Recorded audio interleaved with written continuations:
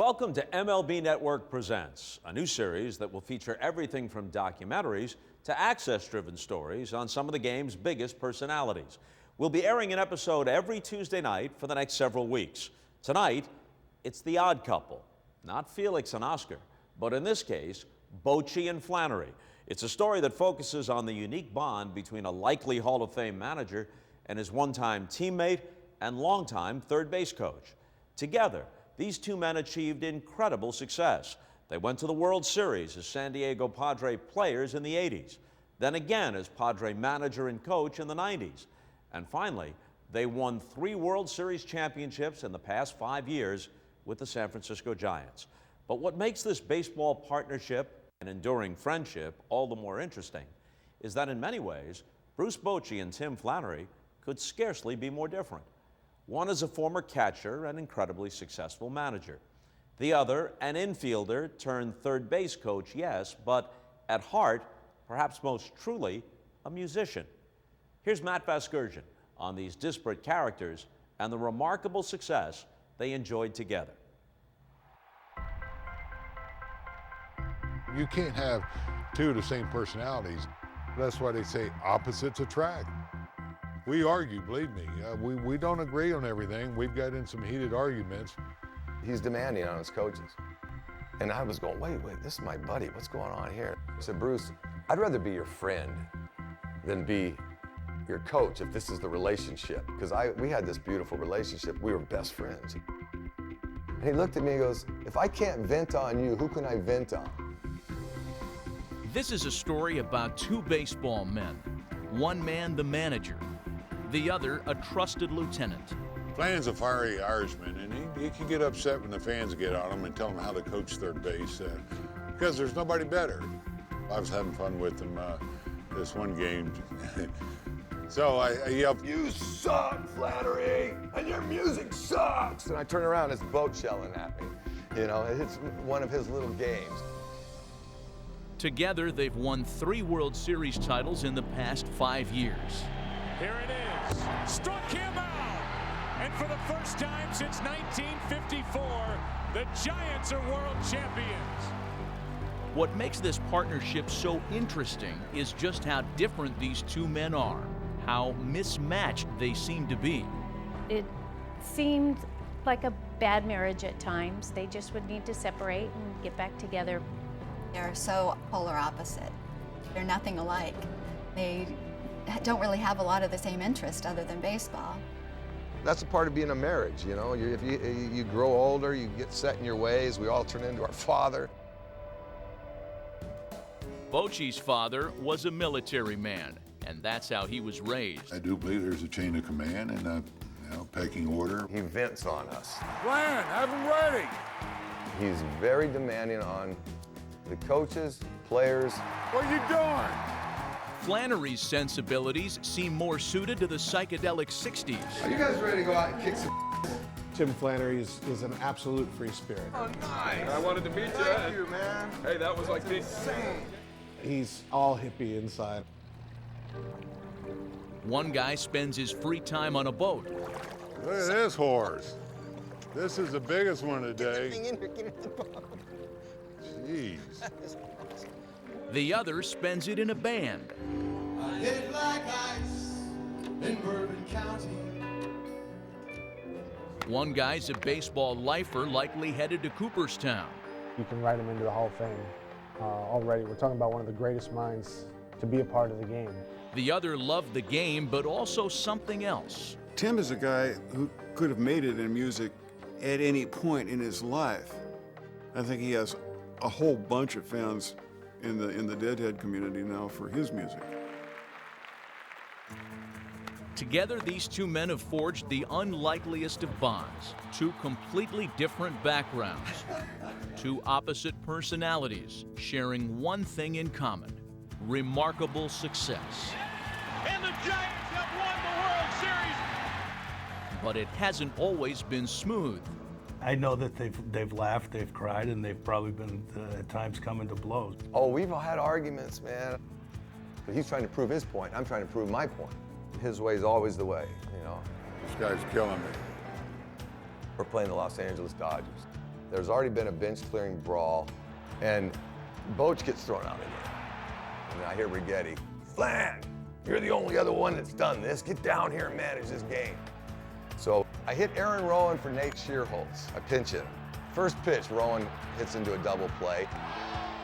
So now I get called down. Boch comes back from the clubhouse, pissed, calls me down into the thing. "What are you doing? What are you doing? You can't just make changes. You can't just do."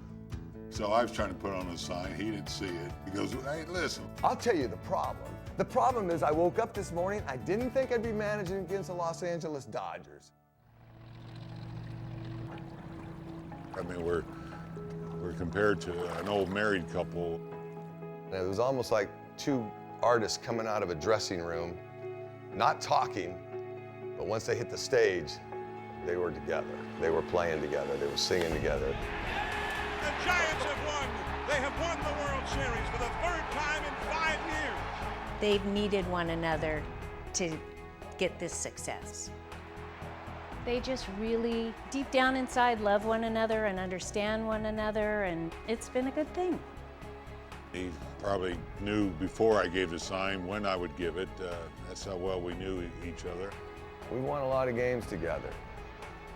I'm his field manager, you know, and we have a special relationship that I believe it's going to get a lot better when I'm out of the game and he's out of the game. We're sitting around talking about it, you know, because there's so many things we laugh about, you know. He sent me a picture a couple of years ago for Christmas of us two sitting together when we were players, and a year ago when, you know, as staff members. And boy, I tell you what, it's amazing the years that have gone by. And the picture really told a great story, I think, of the journey both of us have been on together over all these years.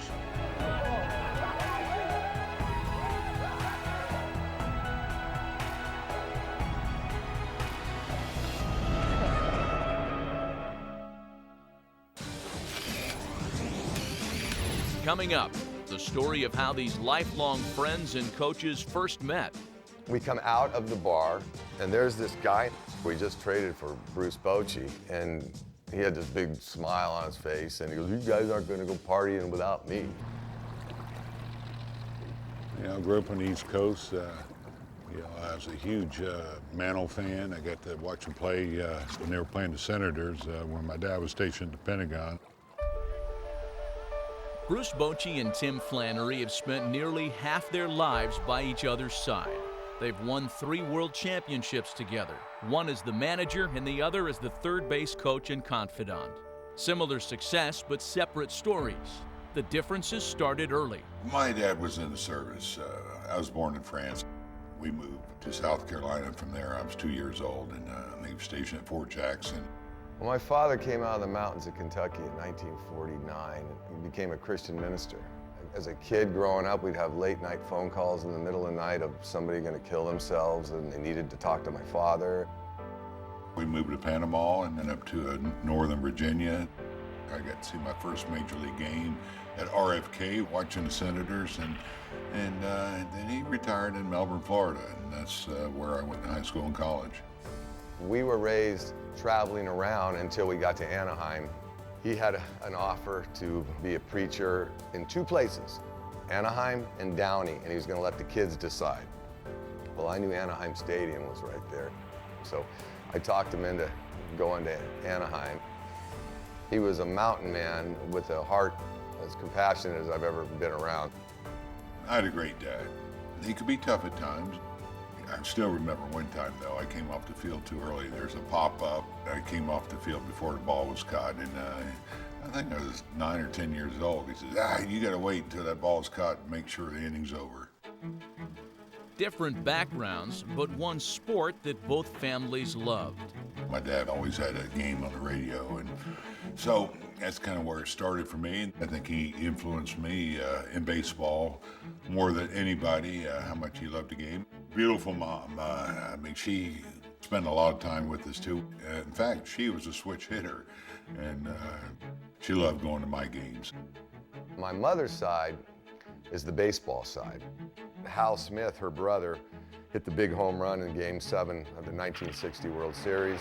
It's gone for a home run, and here comes Hal Smith around third base. He played 10 years in the major leagues, and if you look at pictures of my Uncle Hal in 1960, bubblegum cards, he's carrying a Gibson J45 with him. So we always had music, and we always had baseball in our family. So one man's background was the military, the other the mountains. But one thing they do share is their road to the majors. Neither player was coveted at a high school, and both took years to make it to the majors. Bochy got there first in 1978 with the Astros, and Flannery a year later with the Padres. In 1983, Bochy signed with San Diego, and Flannery remembers the first day they met. We had this thing called the Fun Run, stopping at bars all through Scottsdale on St. Patty's Day. We come out of the bar to go to the next one, and there's this guy in the back seat of this bar. We just traded for Bruce Bochy, and he had this big smile on his face, and he goes, "You guys aren't going to go partying without me." I just remember that the next day was a tough day to play, and Dick Williams knew about it, so all the young guys were the ones that played the next day after that Fun Run. Him and I became really good friends. We played together for 5 years. We ran the streets together. We got in a little trouble, but nothing too bad. We never had handcuffs on us. We were both kind of utility guys that played, on Sundays and day games. We would sit there after every game, and we wouldn't leave until the beer was gone, and we would talk baseball. It wasn't just about having beer, but the guys just seemed like they hung around more. Flan and I were locker mates, and we were there for each other, and we took pride in what we did. Bochy and Flannery spent 5 years together in San Diego. Both were a part of the 1984 Padres team that won the NL pennant and went on to the World Series. And now, ladies and gentlemen, the National League champion San Diego Padres, Tim Flannery, Bruce Bochy. When we went to the World Series, we both batted 1,000. We brag about we were 1 for 1. Right now, Tim Flannery, and he lines it to center. Lemon has to play it on a hop. Line drive, base hit. Bruce Bochy. Just to be part of that club and what we went through, and see the fans get behind us like they did, that's a moment you never forget. And the World Series didn't go very well for us, but still to get there, and it's a dream.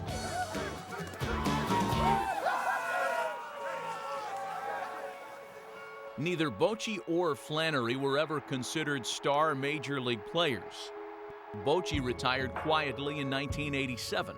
Flannery ended his career 2 years later with a lot more fanfare. The best memory I had playing down here was the day I retired. The city down here treated me like their son. When I retired, they had a night for me. It was Flan Appreciation Night. Tonight, we are honoring and acknowledging the career of one of San Diego's most beloved baseball players, Tim Flannery. They gave me a guitar, amazing guitar. I still have it. They gave me a surfboard, and then they gave college scholarships to my kids, and I just wept in front of them. I've played on 11 Padre teams for 7 managers with 182 different players.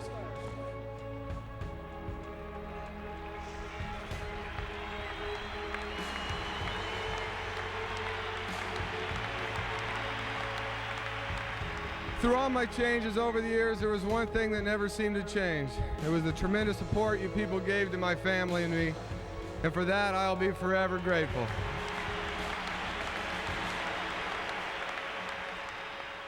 While Flannery's playing days came to an end in 1989, Bruce Bochy was on to a new career, managing in the minors, and his impact was immediate. 3 championships in 4 seasons. In 1995, Bochy's former team, the Padres, came calling and named him their new manager. One of Bochy's earliest hires, you guessed it, his buddy Flannery.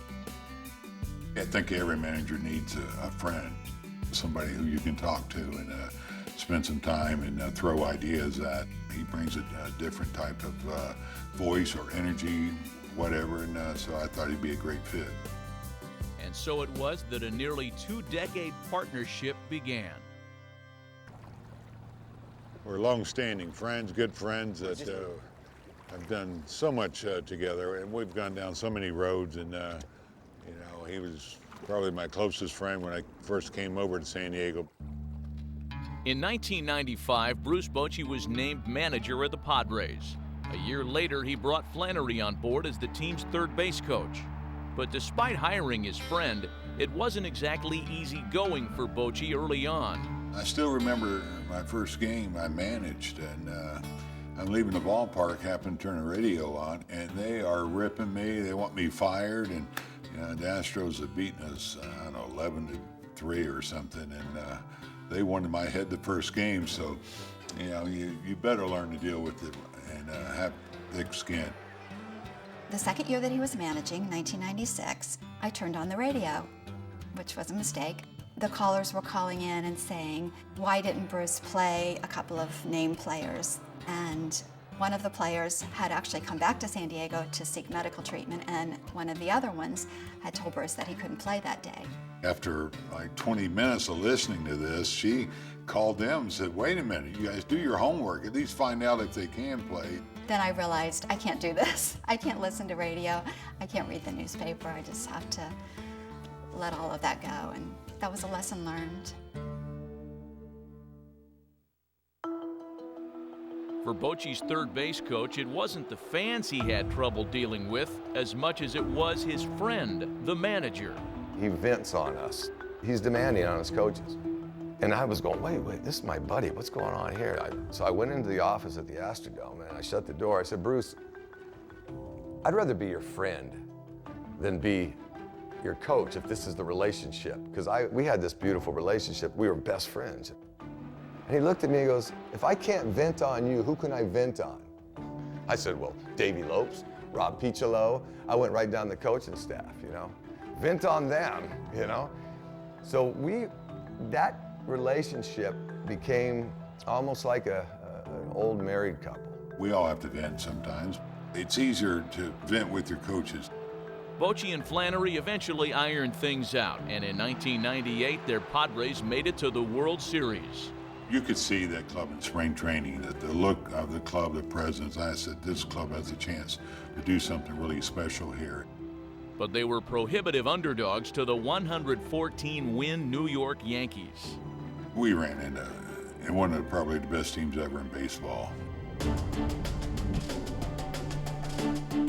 just want to tell you congratulations. What y'all done this year, it's just been a tremendous year. We were ahead in the first game, and I'm saying, we're going to beat the New York Yankees. Ripped down the right field line. Gone. Tony Gwynn goes deep. It is a fair ball back-to-back, and it's all of a sudden a 5-2 San Diego lead here in Game 1. You know, there's a decision there I probably would have changed. If it was a pitching decision, I would have brought in somebody a little different. Bruce Bochy motions to the San Diego bullpen, and Kevin Brown will leave up by 3. But responsible for 2 on with 1 out here in the 7th inning. Donnie Wall will enter. I thought the better matchup was Joey Hamilton, and I did bring him in to get knob block. First out of that pen is right-hander Donnie Wall. Had a great year. Tremendous year for us, but you know, I probably would have brought him in against another type of hitter. And then boom, the genie comes out of the bottle. Down the left field line, Vaughn in the corner, at the wall, gone! It's a 5-5 game in the 7th.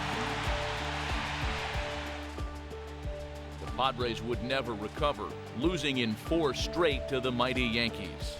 Could probably influence me on the rest of my postseason play. That, you know what, I'm going to do what I think is right, go with my gut, and I'm not going to deviate from that. And you know, that way I'm not going to have any regrets like I did after that. While Bochy learned a valuable lesson during that World Series, it would be the last trip to the playoffs he and Flannery would make together as part of the Padres coaching staff. It got a little ugly, and Bruce and I had some marital spats. A couple of them got pretty heated. And so in 2002, he goes, somebody's gonna get fired. tomorrow. We're making a change. I'm going, I'm the best third base coach in baseball. It's not gonna be me. Well, it was me. They'd had enough. And to be quite honest, now that I know what I know physically, I'd had enough. He was shocked that he got fired. I kind of knew that it was coming, and when he called me from LA in tears, it was heartbreaking. Flannery returned home to his music and began a broadcasting career. Bochy managed the Padres for a few more years and led them to NL West titles in 2005 and 2006. After that 06 season, with a year remaining on his Padres contract, the San Francisco Giants came calling. We're kind of taken back that he was available, but there were changes in ownership and changes in the front office with the Padres, and Kevin Towers actually gave me a friendly heads up that, you know, there might be a chance that you could speak to him and he could get out of his contract.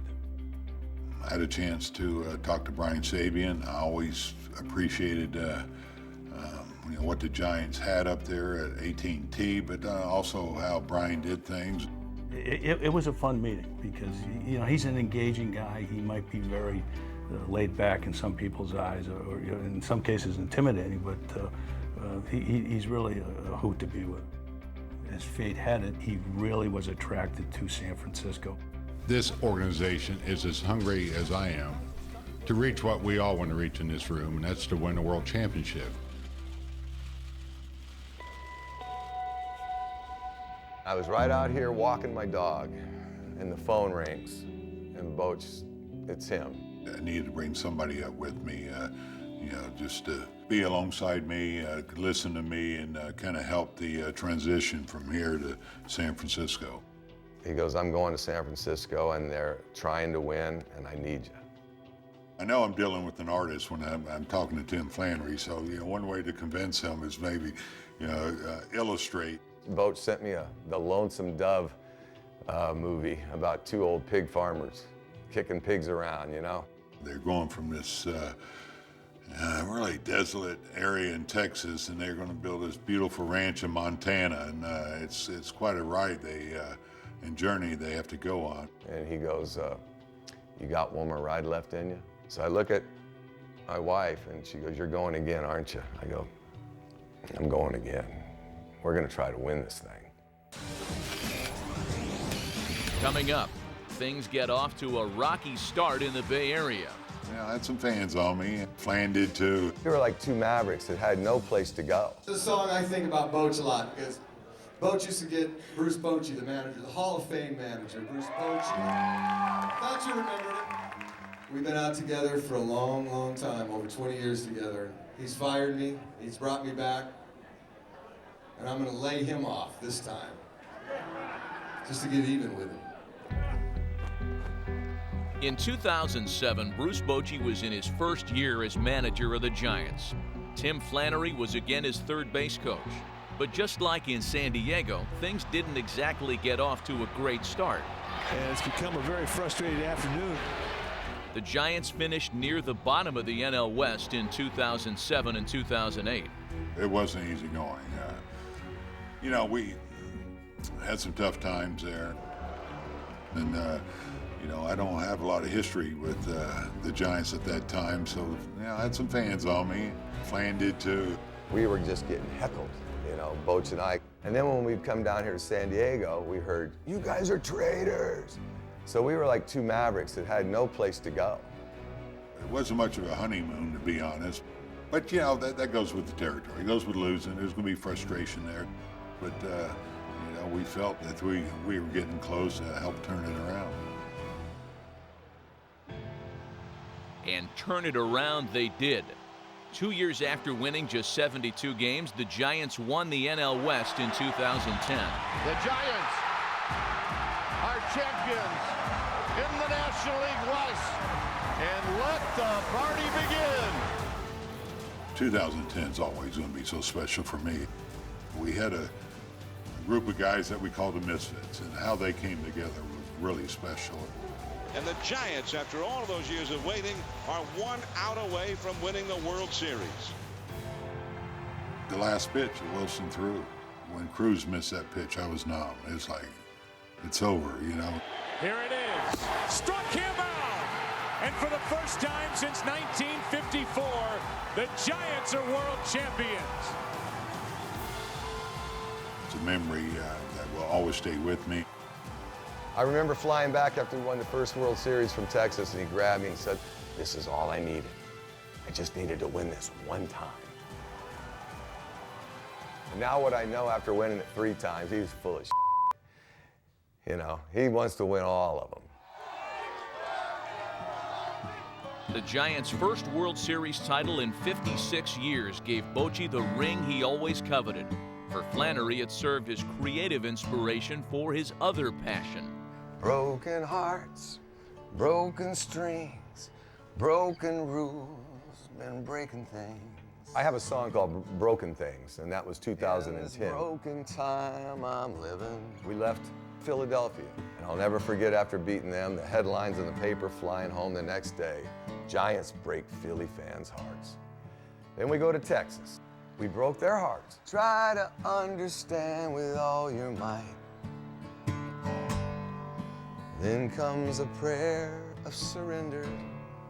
People, sometimes they would see the music and it would scare them thinking, well, he doesn't love the game of baseball. You know, why is he doing it? And I always would say to him, if I gotta make a choice between music or baseball, you gotta make a choice between water or air, you know?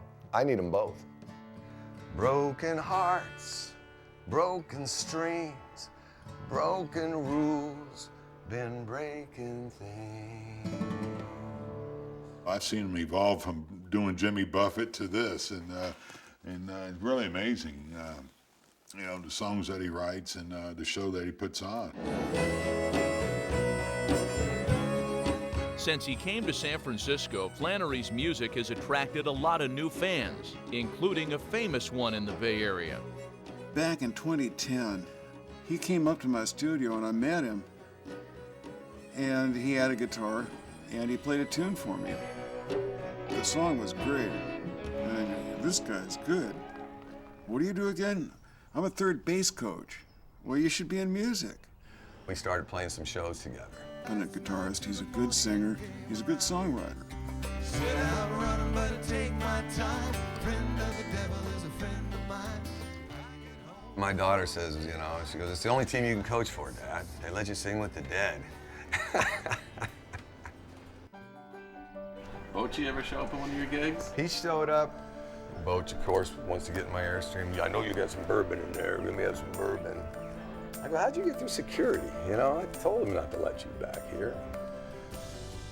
One night, I remember we were at a karaoke bar, and he was right next to me, and then all of a sudden, I turn this way, and I hear somebody up on stage, this karaoke, and it's him. Well, there's a Patsy Cline song, which why I picked it, I don't know then. Maybe a couple beers decided that one, but it was I Fall to Pieces. It sounded like something like this. I fall to pieces. And he's like looking right at me, you know, and here he is, country man. That ended my singing career, and that's the last time I've ever done any kind of karaoke. I want to say to the Stowe family, I love you all for your support. That when I hear the stories about their family, it strengthens us. It strengthens us as people, as family men. And during this show, just for a moment, take a second and just ask for the healing hands of the Maker. It was the opening day against the Dodgers, our big rival. We had won the World Championship in 2010. After the game, in our clubhouse, we had learned that one of the Giant fans got beat up and is in very, very serious condition.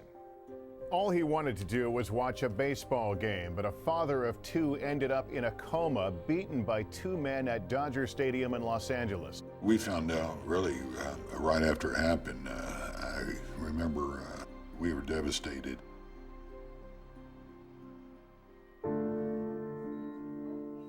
When we first saw him,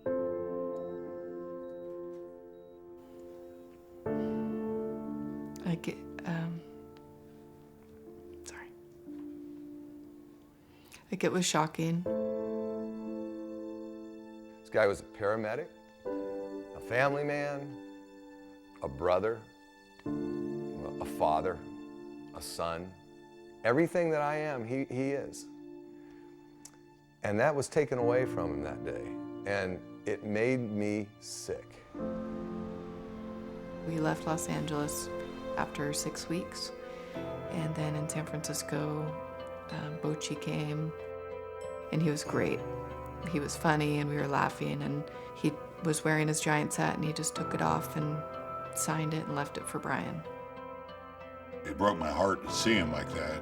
What had just happened, you realize how precious life is and how fast things can happen. You know, this guy that happened to love baseball, and so it was hard for me. And when I left that hospital, you know, knowing what he was having to go through and the family. He really cared about Brian. He came on his own time, and that meant a lot to us. In the beginning, there were quite a few different fundraisers for Brian. And then we heard about this show that was coming. Tim Flannery, it was his band, and he was going to do it for Brian. Place sold out. That night we raised 35 grand, and right after that, Bobby Weir of the Grateful Dead emails me out of the blue.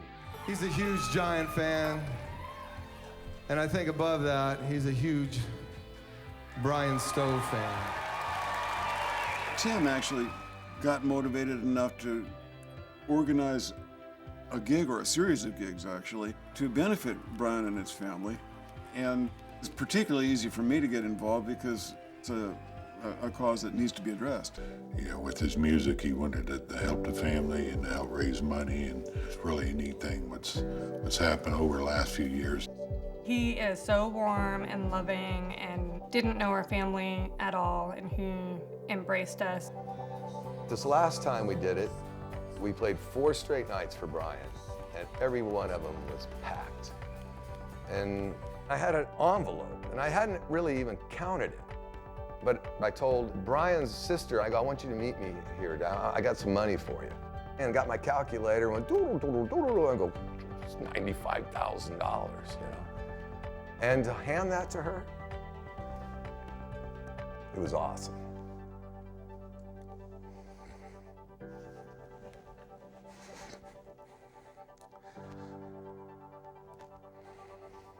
It might be the best thing I've ever done.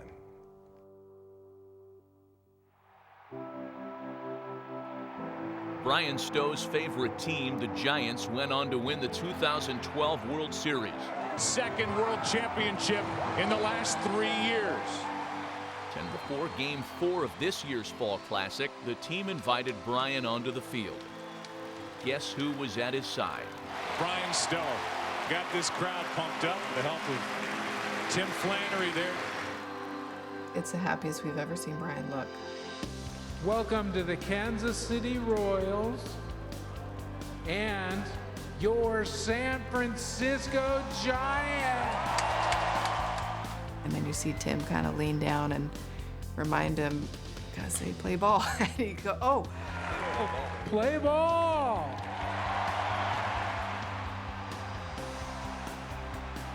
Down 2-1 in the series, the Giants took Game 4 in San Francisco. They'd split the next 2, setting up a Game 7 and a chance for their 3rd World Series title in 5 years. Hi, everyone, and welcome to Kauffman Stadium. It is time for Game 7. Winner, take all. Broken bat, base hit into right. And the Giants are back ahead 3-2. Clinging to a 1-run lead, Bruce Bochy would call on his ace Madison Bumgarner for an unprecedented 5-inning save on 2 days rest. If you didn't know already, you know we're watching something special. Popped up. In foul territory. Giants win. Bruce Bochy, in his 8th year as manager of the San Francisco Giants, now has his 3rd World Championship. It blows me away a little bit. Because I know how difficult, how hard it is. You have to savor it and enjoy it and never let those memories go. Bruce Bochy is considered by many to be among the best, if not the best manager in the game, with his remarkable success in San Francisco putting him on an almost certain path to Cooperstown. It didn't take the third World Series for me to think that he's going to the Hall of Fame. He's an amazing, amazing manager. He's an artist of dealing with these guys. Let's go, that's over. Come on, let's go to work. He has a knack as to know who needs a day off, who's a little bit prickly, who needs a little boot in the ass, who needs a pat in the back. It's an art form, and he's perfected it. It's almost like he's a magician with his moves. He's a magician with feeling the flow of the game, feeling the pulse of the club, and constantly helping everyone. I'll just tell you one thing I've learned: when it's heavy, when it's hard to breathe, when you're going down pennant, the World Series and all of it, I love having him in charge. There's nobody better.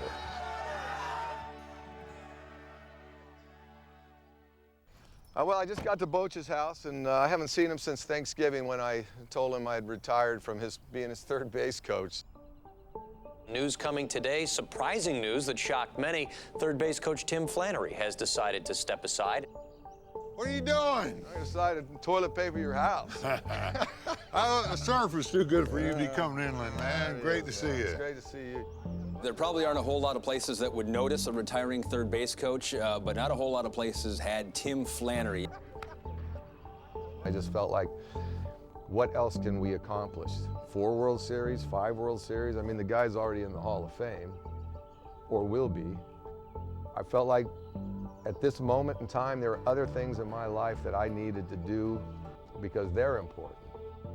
Well, we talked on the phone, and I think because we've known each other so long, once we started the conversation, I knew where he was going. And I know Tim, and I know how hard he goes, and his personality. We call Hunter Pence full throttle, but if you know Tim, he's the same way. His passion and how hard he went at it, it didn't surprise me. So, you know, it was emotional. It hit me. He's gone, and it hurt me a little bit, and probably hurt me more that, you know, I didn't spend, you know, more time with Tim. Our friendship, you know, you take things for granted. You think some things are going to be a given. The only thing I'm still going to really hold a grudge against you is I sit in the seat right behind you for a lot of years on that airplane. I lean back in my seat, in this first class seat, and I start eating this hamburger, and I choke, and all of a sudden I'm going, oh my God, and it's stuck. And it's, you know, it was the first time I really said, oh my God, I'm in trouble. I'm just making these noises. And he turns through the seat and goes, keep it down. Now the trainers take me back and give me the Heimlich. They made me hold my arms up for like 10 minutes till I can breathe again. And the next day behind the batting cage, I said, did you hear what you said to me? I go, I was dying. I was actually dying, and you said, keep it down. And you said, no, that's not what I said. I said, where's your wallet?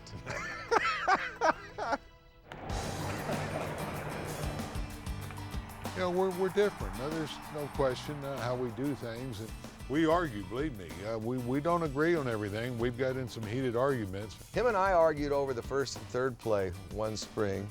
What was it, 95, I think, during the replacement era where the players went on strike. So, you know, I didn't do him any favors, but I pretty much let him run spring training. Yeah. So now he's coming up with his own drills. So the next thing I know, he's got them running backwards home. No. He was inventing all these plays. And I used to have this fake play I never used on a first and third play where the guy ran home from third backwards. And the catcher looks in the heat of the moment, and he thinks the guy's running back to third, but it's an illusion. He never let me use it. In fact, in Wrigley Field, he got thrown out one night, and he's in the umpire's face, and he's spitting tobacco everywhere and places, and he's just going crazy. And I take him off the field, and he turns around, and I don't want to see anybody running home backwards. And I'm like going, I was just kidding with that. Glenn, have him ready. What are you doing? Get our heads out of our I mean, the thing that makes him a great leader, and I'm sure he learned it from his father and being around military people, the chain of command. Come on, Al. Let's go, men. I never in 15 years ever put a sign on that I said, why are we doing this? But also, he listens to everybody's opinion. He got so good at asking me, what do you think? And he's seen me so long, after I give him that thought, he goes directly opposite, and he does the direct opposite thing that I said to do. Well, and that kind of started, we needed a player, a role player on the team one time. And I don't want to mention his name, but he throws out this name. I had to remind Tim he was released 3 weeks ago. I was still fighting for a guy that was was working in a grocery store in Hawaii. And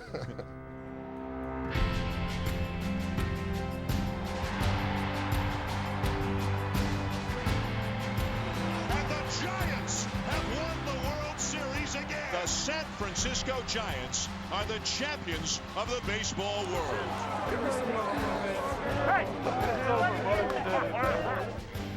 Tim played such a critical role in our success. I don't think we're the same club without him. So let's meet him. First of all, third base coach, Tim Flannery. He's not going to be easily replaced. This journey we've been on, I compare it to the DVD I sent him, Lonesome Dove. I mean, we started out role players, and to what's happened here the last 5 years, it truly is amazing. What's up, buddy?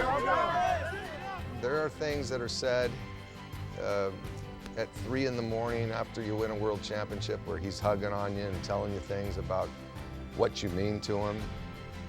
But it's been one hell of a run, man.